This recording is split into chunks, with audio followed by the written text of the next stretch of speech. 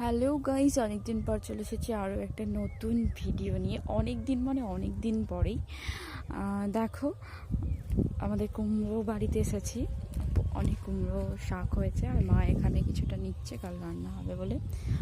আর এখানে দেখো এগুলো হচ্ছে পালং গাছের শীষ ধরে গেছে, যেহেতু গরম পড়ে গেছে এখন শীষ তো ধরেই যাবে। আর চারদিকের পরিবেশটা একটু দেখো, আহা কি মনোরম আবহাওয়া, পুরো বসন্তকালের ফিলিংসটা হচ্ছে বসন্তের শেষে। বাদাম বাড়িটা পুরো শুকনো হয়ে গেছে, জল নেই। এটা হচ্ছে বাদাম গাছ।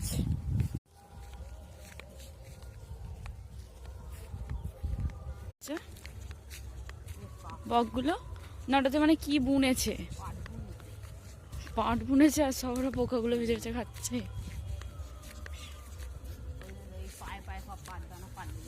হুম